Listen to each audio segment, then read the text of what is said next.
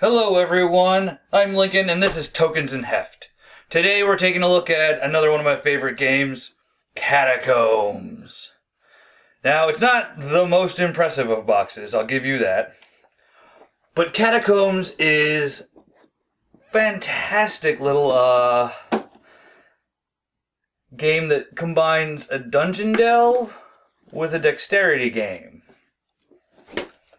Yeah. It's an interesting little concept. Let's see, where's a good place to start for this one? Guess we will go over, well, the basic mechanics.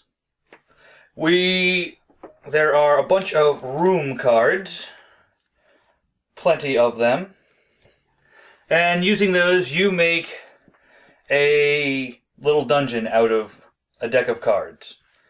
It's got a level 0 room, a level 1 room, a shop, 2 level 1s, the healer, a level 2, and then the Catacomb Lord at the very bottom. There's also, all the cards have these down here, which is for, there's several different ways to play. There's little extra ways. If you want to go for a big, long, more like classic dungeon delve, there's actually a way to set up all the cards like maps, and these are like an actual dungeon map, and you can use these to show which way the exits are. So what the players will do, or what everyone will do, setup's kind of pretty easy. You make the dungeon deck, and there are plenty of cards, so you never really get the same dungeon twice. You pick your dungeon lord. There's the sorcerer, the dragon, the lich, and today I am going to be using the Gorgon. And she's pretty great. She'll have 5 life. I have a nice little red cube here, which I'll place on the 5. One thing to notice is wandering monsters, something you need to note. Because some of the rooms the room cards will tell you what monsters to bring out. And some of them, instead of specifying a certain monster, just have that. And whatever that is whatever the wandering monster is for that dungeon lord. So it's skeleton archers for the Gorgon. The sorcerers, I think those are ghouls. The dragon gets ember spirits, which are neat. And the lich gets regular skeleton knights. And this brings up something I kind of wanted to point out. The art for this game. On one hand, when I first got it, I thought it was kind of lame, but it just grows on me. It's a lot like older D&D kind of art. Stuff you'd find in like monster manuals and fiend folios, maybe. Is there a ghoul grimoire? Because that'd be pretty cool. So you choose one of those. I'm going to be setting him off to the side here. And also, I'll get ready her nice wooden disc. There's 2 black discs. They have 1 Overlord on either side. You will have to sticker all of these. It's not that bad, and a lot of it's pretty easy, but it is a little bit of a setup you'll have to do. And we also separate out, we've got money along the top in 500, or 100, 500, and 1000s.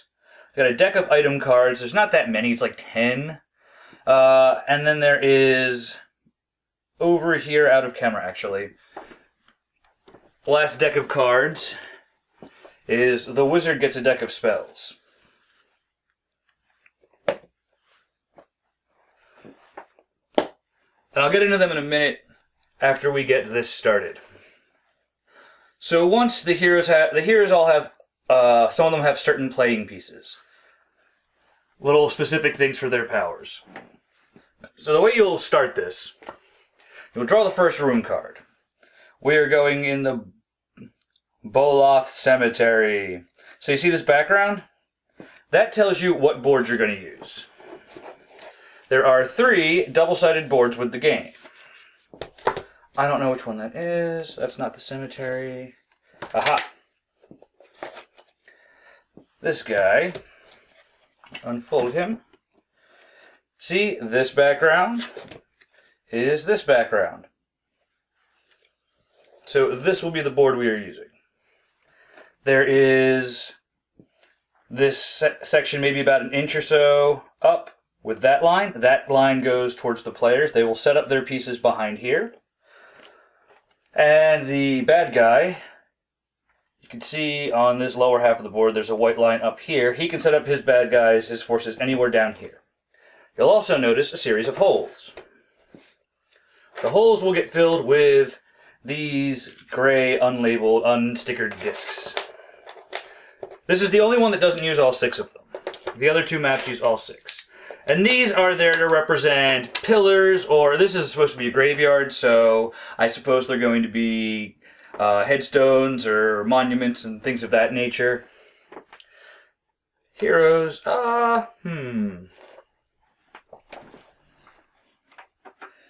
Forget who sets up first. Okay. The Overlord will now, once we've got the board set up, the Overlord will find this number of these monsters. I don't know why it's not refusing to focus. But I need 3 of these skeleton knights and 2 of these ghastly ghouly folks. And to help you figure out what kind of, so that you know what kind of powers and such they have, we have a deck of monster cards. So I'm going to need zombies. Zombies have 1 hit point. They have the gray background, which there's 4 different types.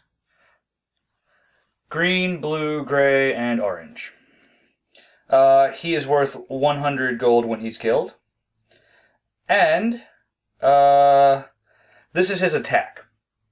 This means that you will take his disc and flick it once. If it hits a hero, the hero will take 1 damage. You can ricochet shots. You can do a lot of goofy things. And here is a breakdown of the actual icons. Basic melee shot. You flick it once towards an enemy or what have you. Missile shots. There will be some tinier pieces that represent missiles, like arrows, magic missiles, things like that. And those are missile shots. There's also Fireball. The wizard has one, and I think in the expansion one of the bad guys gets one. There's also red on the icon means they're critical. They do an extra health point of damage. Blue means they'll stun, and for the heroes, take a look at the elf here. Stun means you flip them over, and the purple means they're stunned. I believe... Aha, yeah. I'll have to look that up as well. Zombies get stunned when they hit someone. That's what Feeding Frenzy means. If I'm remembering that rule correctly.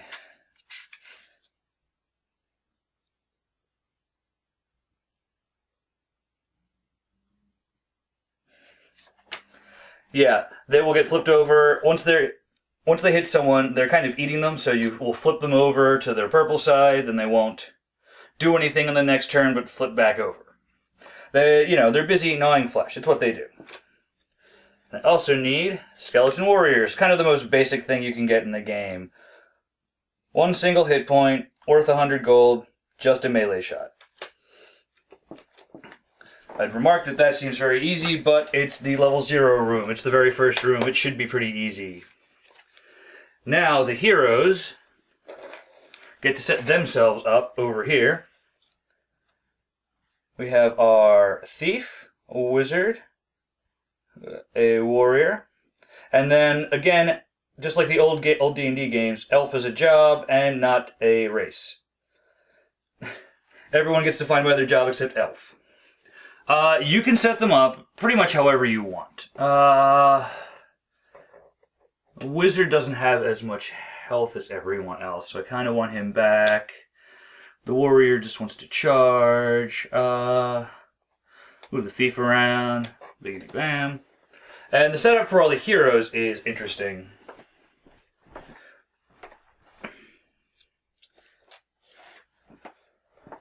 The barbarian has this special. We have a little red cube to mark where his rage track is at. He starts at it 2, and the chains between all this means if he spends one of these, goes from 2 to 1, he can flick his guy 4 times in a row, which is insanely awesome. The Barbarian will just clear rooms with this. And at the start of the game, he starts, well, at the start of every room, this resets to 2. And he has 12 health, the most of all of the guys. Health does not reset between rooms. There might be chances to heal. There is a healer near the end of the dungeon. But for the most part, that healer is really your only way you're going to heal. The Thief has 10 life, not too bad. And her special is basically that if once she makes a melee shot, if she didn't hit a monster with the shot, she can then make a second shot that does no damage just to kind of sneak away. Like, oh, she jumped in, missed, and so she jumps out. Keeps herself safe. She also gets 100 gold, a bonus 100 gold per monster she kills.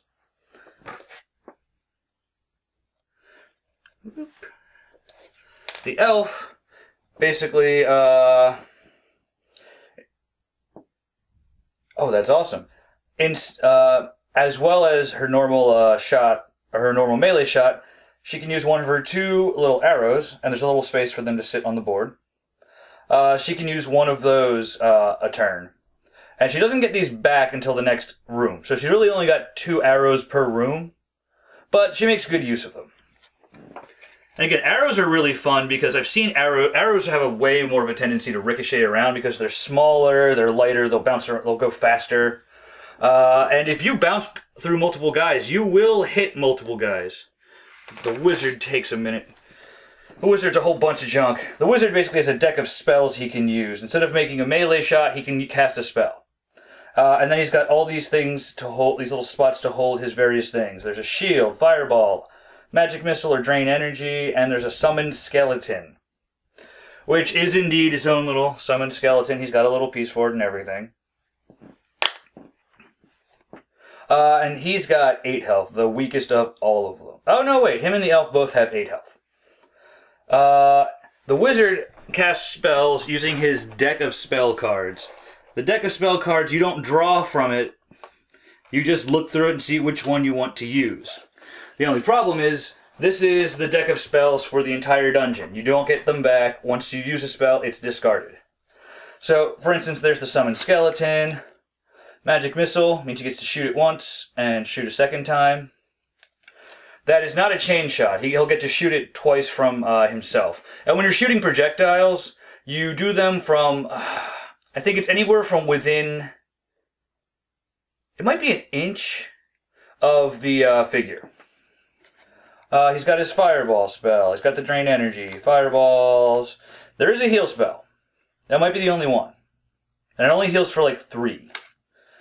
The shield. The shield, that big purple, is a big fat purple disc that you just plop down on the field somewhere, and it sits there, and it gets moved and bounced around and such, but for the most part it just is another obstacle, and it's always kind of fun when that comes out.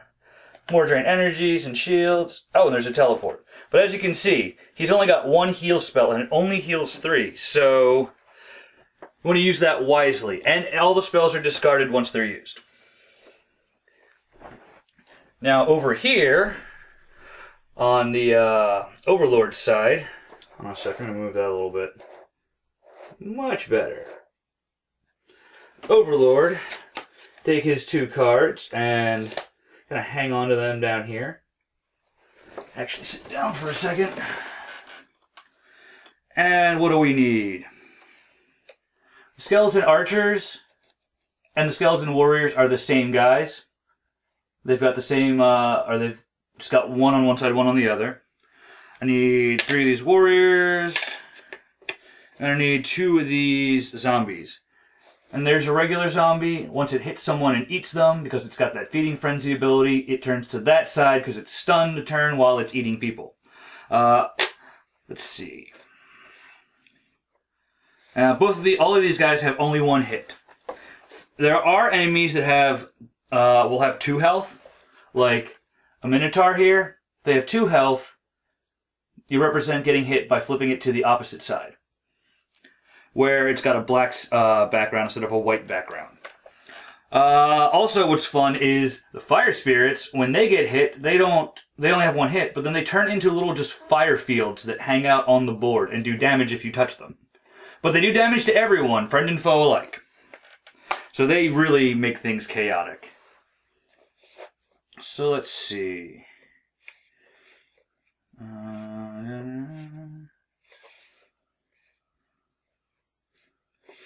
I'm not really thinking. So now the thing would be ready to start. We were ready to start and play through the room. Oh wow, I'm looking at the diagram. I've been setting up, we do the catacomb, we just set it up as kind of a deck. They actually show it as a line of cards you go down through from top to bottom. That I think would actually work better visually. There's a diagram of what I mean. I usually just keep a deck. Here it is, showing this full line. Next time I play, I'm going to try that, see how it goes.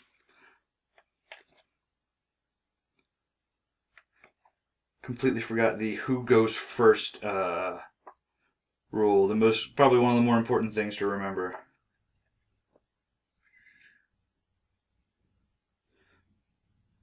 I think the heroes start first. Yes. So the heroes go, and they can go in any order they like. They can sit there and they can discuss it amongst themselves, however they like. Oh, I should note that the game can play... I mean, 2-player works fine. If you have more people on the side of the heroes, they can divide up the heroes however they like. But, alright, so let's start this. We're going to have the warrior go first. And here is how you attack. 2 things to note. 1, I hit the skeleton, so the skeleton is dead. Oh, no, wait. And when you kill a guy, you keep it on your card as a trophy, and at the end of the whole battle, then you trade them in for money. I went out of bounds there, which I don't believe actually, that doesn't do any health damage or anything. It's just you kind of get pushed back on. Though there are monsters, there's a monster in one of the expansions where that's the only way to kill it is to knock it out of bounds. So that was the barbarian's turn. He performed a melee attack and hit a guy. And that is how you do the whole game. I think it's fantastic. So I'm going to try this thief now, see if I can shoot through here and hit that guy. This is the best round I've ever had. And that's great that she killed him because the thief gets an extra 100 gold for every monster she kills. What's the wizard got? The wizard has spells and such. There is no just basic movement. If you want to move somewhere, you take a melee shot and just don't hit anything. I don't think a lot of these are going to help. No. So the wizard's just going to kind of position himself a little. And the elf is going to try and use her... Yes! And the elf is going to shoot that. I'll just put this off to the side for now. Now, that's one of her 2 arrows used for this room. She won't get them back until the next room. And that is all the heroes. Notice, they did a lot of damage. Though this is the best, not only the best that I personally have ever shot, especially in the first round, but it's the best I've seen anyone play this game do first round. Okay, now it's the Overlord's turn. So he would flick that guy right there. Does 1 point of damage to the thief. So I will reach over and move her cube down. And because of Feeding Frenzy, it's now stunned until, and it's going to gnaw on whatever it bit off until next round. And this guy, yes. So we're going to push him back so he's on the board. And he did 1 point of damage to the barbarian. But you'll notice those are the only guys I had left. So she just tapped that guy, takes him out. The barbarian comes up here, takes him out, and that's that room. Hero pieces all go back to their guys. Grab all these little dudes up, and we'll see what the next room is. Oh, no, wait. First they have to exchange monsters for money. The Barbarian killed 2 guys, so he's going to get 200 gold. Well, 200, yeah, I guess it's gold. And then we can take the little pieces back. The Thief killed 2 guys that are worth 100, but she gets an extra 100 for each one, so she gets 1, 2, 3, 400 for only 2 kills. Pretty sweet for her. And the Elf killed 1, so the Elf will get 100. The Wizard gets nothing. And this is the basic flow for the game. For this, we'd pull over the next one. Oh, it's the same board! But now I as the Overlord would get 4 of those guys and the big scary spider. Let's find the big scary spider real quick. There it is, the Crypt Spider. You guys have to see this. The Crypt Spider, 2 hit points, worth 300 gold. On its turn, it can take a melee shot, which is flicking itself, just moving that once. Then it can fire 2 separate missile shots that don't do damage, but they will stun the target. And that just means on their turn, the only action they can take is flipping themselves back over to capacitated, if they're incapacitated normally. So again, we didn't have to change boards, so it's not that amazing for you guys, unfortunately. Put those out. The 4 guys would figure out. Now these shouldn't even be on the board. The hero is set up first. She gets her arrow back. Kind of like this last time. It's going to go with kind of the same setup. Then the Overlord would again get to set up their side. I'm just going to blast that Crypt Spider right into the middle, hopefully. We'll see where everything ends up.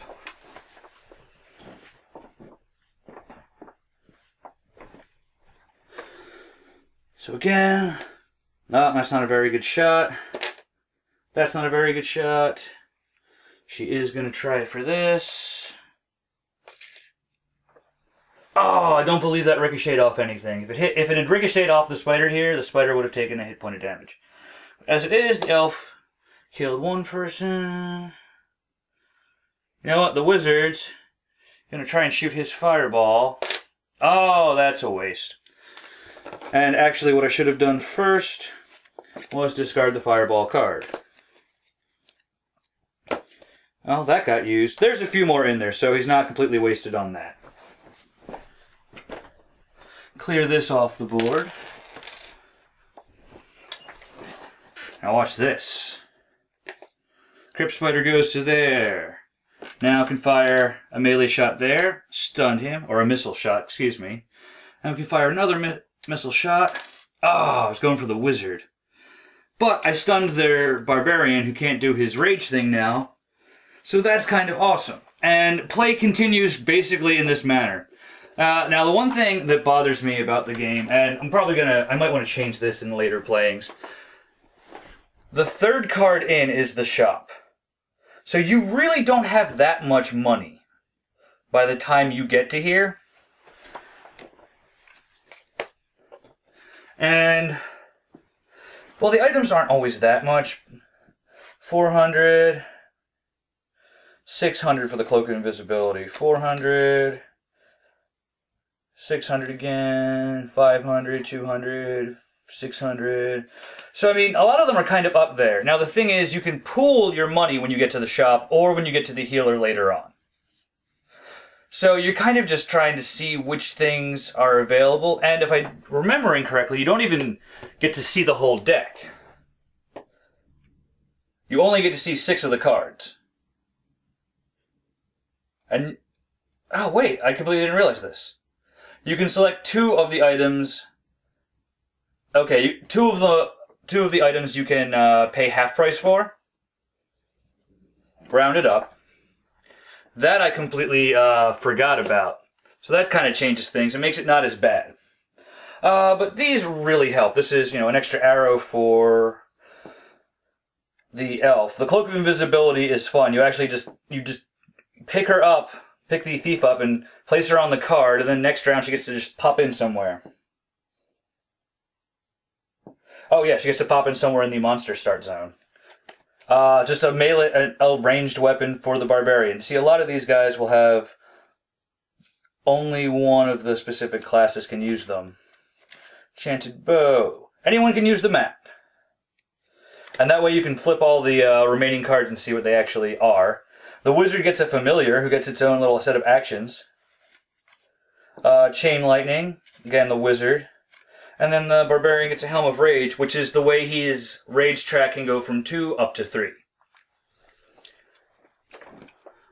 And yeah, so this is Catacombs. It's dungeon delving by flicking discs. It's pretty quick game. Setup is a little weird just because you generally have to sort out a bunch of the monster guys, but the game itself plays nice and quick, and anyone can understand this. I'm just looking at the next rooms. The vault. It's this. I am the worst at shuffling. I don't know how that happened, but all of these are the same stupid background. There we go. There's a different one. You see, we got some trolls in there who they regen. You need to do 2 damage to them in 1 round, or else they regen 1 when they come when they start their round.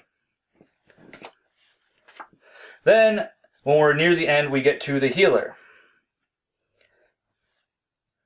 The healer is 1,000 gold to resurrect someone, 300 gold to heal 1 single hit point.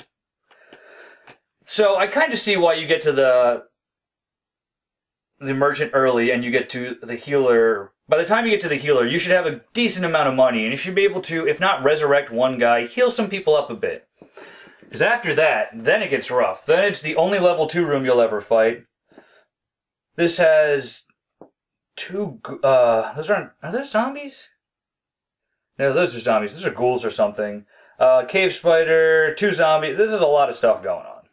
Though, that's really not too bad as level 2 rooms go. And then you get to the room with the Catacomb Lord. And the Catacomb Lord usually has special rules. There's the board you're going to play on. They will appear in the monster start zone with these guys. So that's 3 centaurs and 2 minotaurs. That's rough. They're pretty awesome. And she also has this ability where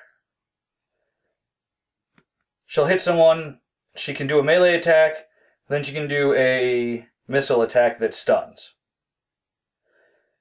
If a hero who is already stunned gets hit by that a second time, they're immediately killed.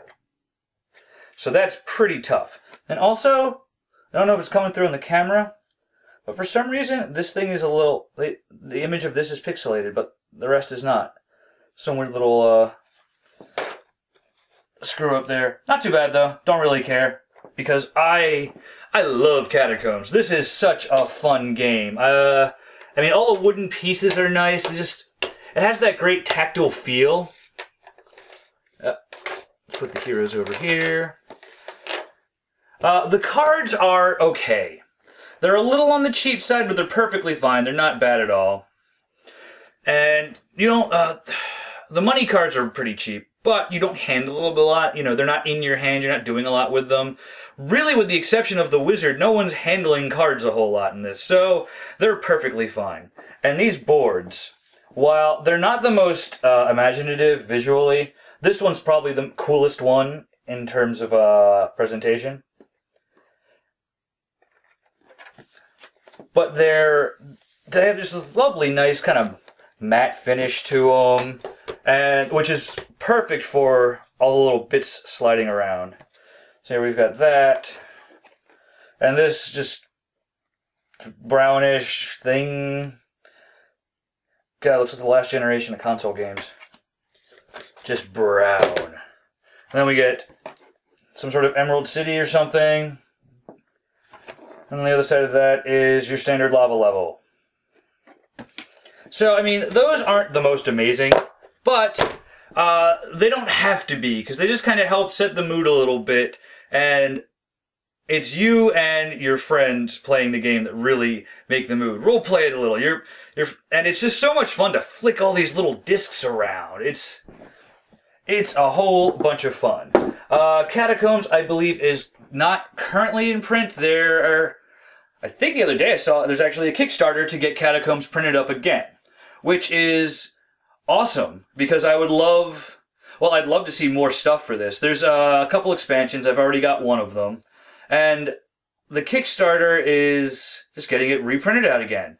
Though the only problem I have is the art style they've gone with, while in theory a higher quality than what this one came with, it's this just very silly, goofy, kind of kiddie cartoony thing.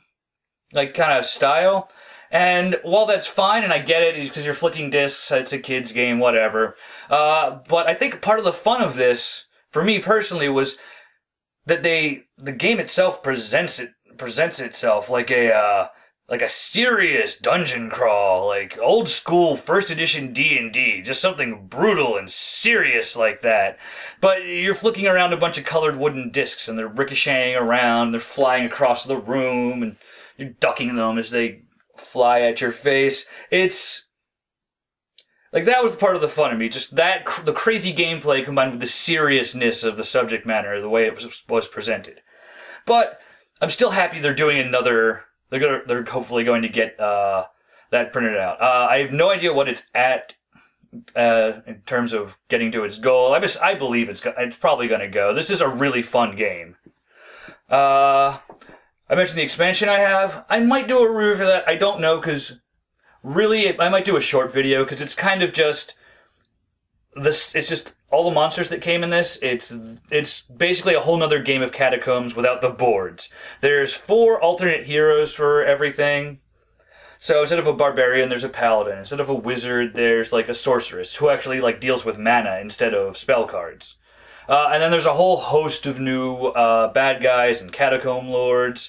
No new boards or anything. It's just more of the same, which is really what I wanted from an expansion for Catacombs. Just give me more of this stuff to play with. So yeah, check that Kickstarter out. Throw some money in if you like that art style and want the new version. If you can track down the old version, go for that as well. Catacombs is a real fun game, easy to understand, easy to play. It's just a great time. I highly recommend it.